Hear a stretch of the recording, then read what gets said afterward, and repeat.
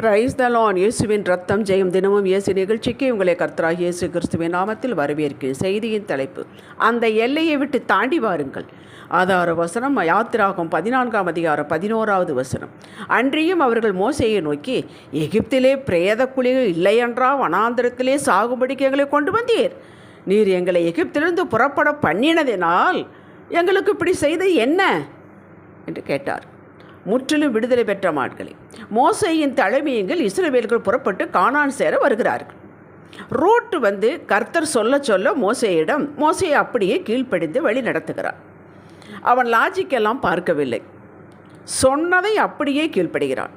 சிவந்த சமுத்திரத்தை முன் மக்கள் நிற்கிறார்கள். பின்னால் மகா பெரிய ஆரவார சத்தம், பார்வோனின் சேனை இவர்களை பின்தொடர்ந்து வருகிறது. மக்கள் முன்னால் பார்க்கிறார்கள் சமுத்திரம், பின்னால் பார்க்கிறார்கள் பார்வோனின் சேனை. பயந்தார்கள். அப்பொழுதுதான் இப்படி மோசேயிடம் சொல்கிறார்கள், எகிப்தை விட்டு வந்ததினால் தானே இந்த பிரச்சனை. எகிப்திற்கு வேலை செய்து பிழைத்திருப்போமே, இப்படி வனாந்திரத்திலே கொண்டு வந்து சாகடிக்கவா என்று தங்களது முடிவை இவர்களே எழுதுகிறார்கள்.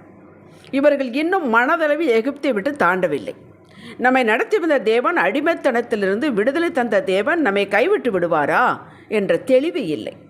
தேவனையும் பற்றிக்கொள்வது எதற்கு இருக்கட்டும் என்று பழைய உறவு முறைமை எப்படி அத்துக்கொண்டு வருவது என்று இவர்களே சமரசம் பண்ணி கொண்டு வாழும் முறைமையுடையவர்கள் இன்னும் நம் கூட்டத்தில் இருக்கத்தான் செய்கிறார்கள். அதுவும் வேண்டும், விட முடியாத ஒரே அடியாக இதுவும் வேண்டும், ஆசீர்வாதம் பெற்றுக்கொள்ள என்று வாழ்வோரை பார்த்து கர்த்தர் கேட்கிறார், எந்த மட்டும் குந்தி குந்தி நடப்பீர்கள் என்று.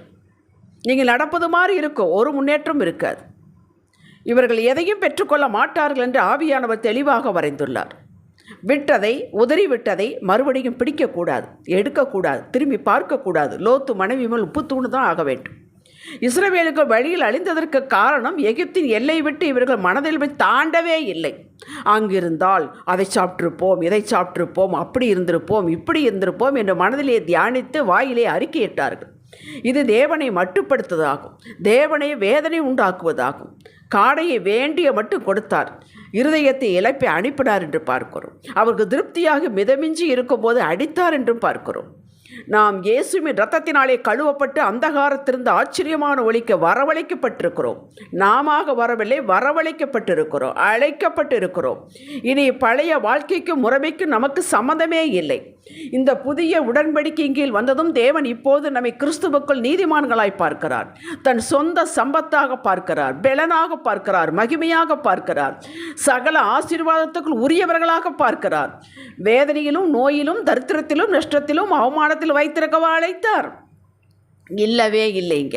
வந்ததும் ஒரு பிரச்சனை என்றதும் உடனே பின்னாடி இருக்கக்கூடிய வாழ்வை திரும்பி பார்க்க வந்தக்கூடாது, விட்டு வந்ததை நினைக்கக்கூடாது. உலகத்தில் உபத்திரங்கள் உண்டு, ஆயினும் திடன்குழு நான் உலகத்தை ஜெயித்தேன் என்றல்லவா சொன்னார் யோவான் 16:33. நாம் தோற்றுப்பான அழிவின் குழியிலிருந்து மீட்டு எடுக்கப்பட்டு வெற்றியின் கட்சியில் முற்றிலும் ஜெயங்கொள்ளுகிற ஸ்தானத்தில் கொண்டு வந்து வைக்கப்பட்டு இருக்கிறோம். வெற்றி ஸ்தானத்தில் அமர்ந்திருக்கிறோம். ஆவியானவர் கொடியேற்றி இருக்கிறார். இதை முதலில் நம்புங்கள். வெளியிலே அவர்கள் உத்தமமாய் நடக்கிறார்கள், செல்வந்தர்களாக வாழ்கிறார்கள் என்ற சத்தியத்தை மேலோட்டமாக புரிந்து கொண்டு ரட்சிக்கப்பட்டவர்களே ஆர்கியூ பண்ணுகிறார்கள். அவர்கள் உத்தமமாய் நடக்கலாம், ஆனால் அவர்கள் நீதிமான்கள் அல்ல. உத்தமமாய் நடந்ததனால் நீதிமான்கள் ஆக முடியாது.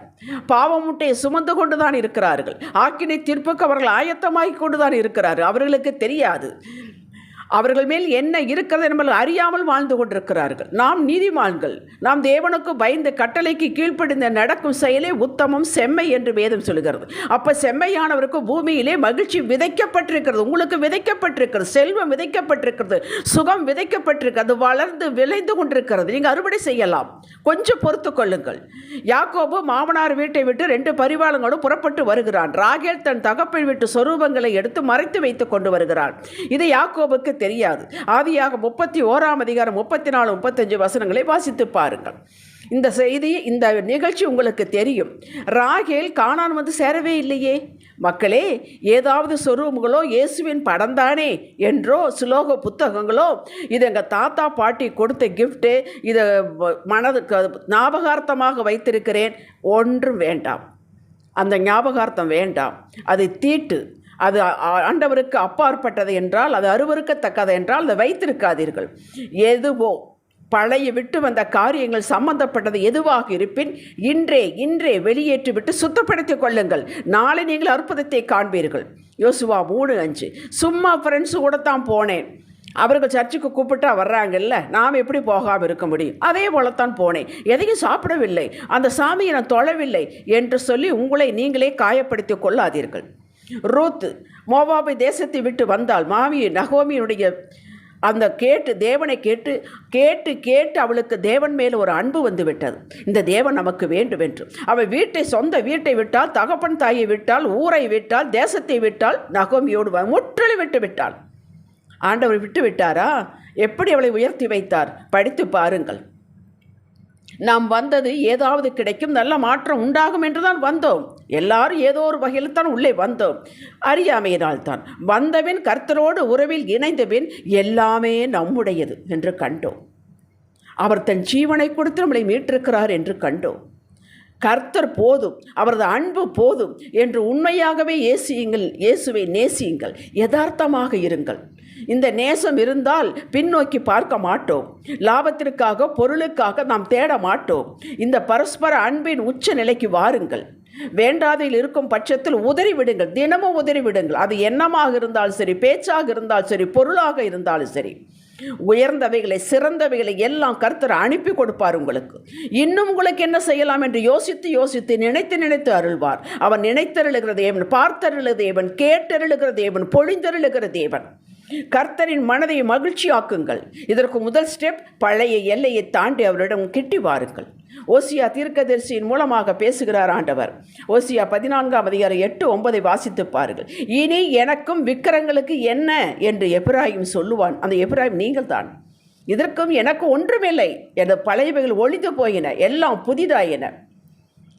இப்படி நம்மை நம்பிக்கையோடே கர்த்தர் சொல்லுகிறார். நாம் இப்படி சொல்லுவோம் என்ற நம்பிக்கையோடே சொல்லுகிறார் பாருங்கள். மனதளவில், பேச்சில், செயலில் முற்றிலுமாக பழைய எல்லையை தாண்டி போது மட்டும்தான் புதியவைகள் உங்களுக்கு தென்படும். அது உங்களுக்கு உரியதாகும். ஹல்லேலூயா. ஜெபிக்கலாம். ஆவியானவரே, விட்டு வந்த காரியங்கள் ஏதாவது எங்களோடு ஒட்டி இருந்தால் உணர்த்தும் ஐயா. உதறிவிட்டு மண்டையில் தைரியமாக வர கிருபை தாரும். இயேசுவின் நாமத்தில் பிதாவே. இன்றைய சிந்தனைக்கு தினமும் மனதையும் வீட்டையும் சுத்திகரிப்பேன்.